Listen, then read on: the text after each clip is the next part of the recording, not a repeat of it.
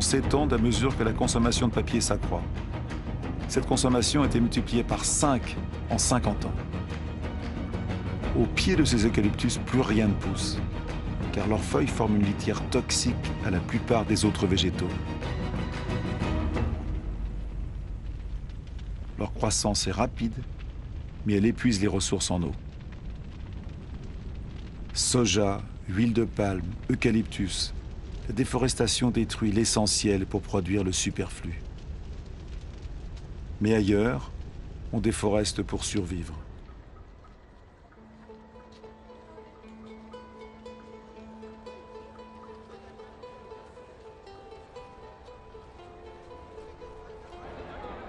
Plus de 2 milliards de personnes sur la planète dépendent encore du charbon de bois, près du tiers de la population mondiale. À Haïti, l'un des pays les plus pauvres au monde, le charbon de bois est l'un des principaux produits de consommation. Haïti était la perle des Antilles. Aujourd'hui, ce pays ne peut assurer sa subsistance sans l'aide de l'étranger. Sur les collines d'Haïti, il ne reste plus que 2% des forêts. Mis à nu, le sol n'est plus retenu. Emporté avec les eaux de pluie, il dévale les collines et ruisselle jusqu'à la mer. Les sols sont de moins en moins cultivables.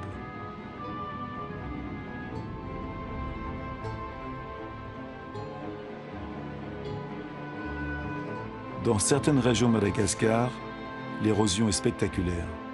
Des collines entières se creusent de plaies sur des centaines de mètres de large.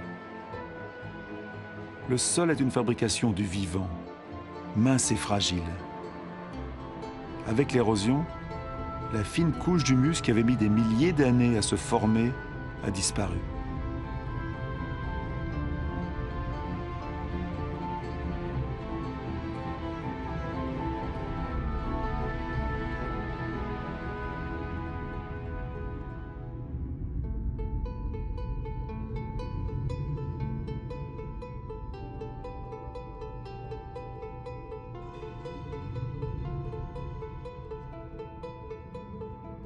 Voici une théorie de l'histoire des Pasquans sur l'île de Pâques.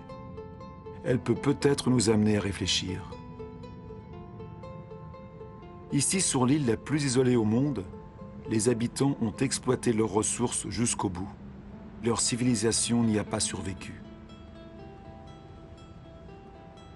Il y avait sur ces terres les palmiers les plus hauts du monde. Ils ont disparu. Les Pasquans les ont exploités jusqu'au dernier. Ils durent ensuite affronter une érosion générale de leur sol. Les Pasquans ne pouvaient plus pêcher. Ils n'avaient plus d'arbres pour construire leurs pirogues.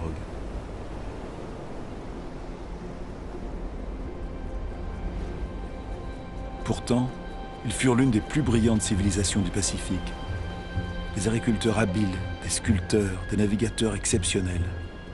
Ils ont été pris dans l'étau de la surpopulation et de l'épuisement des ressources. Ils connurent les violences sociales, les révoltes et la famine. Nombre d'entre eux n'ont pas survécu à ce cataclysme.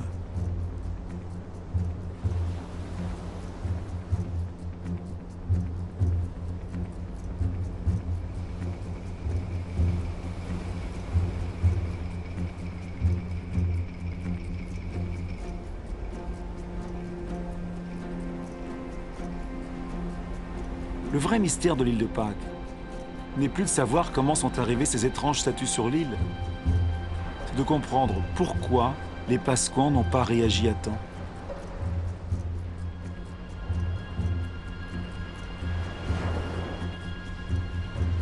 Ce n'est qu'une théorie parmi d'autres, mais c'est celle qui nous intéresse.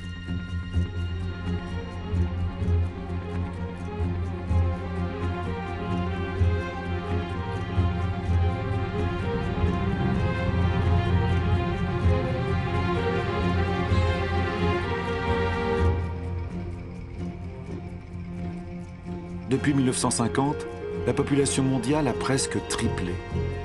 Et depuis 1950, nous avons davantage modifié notre île, la Terre, que pendant nos 200 000 ans d'histoire.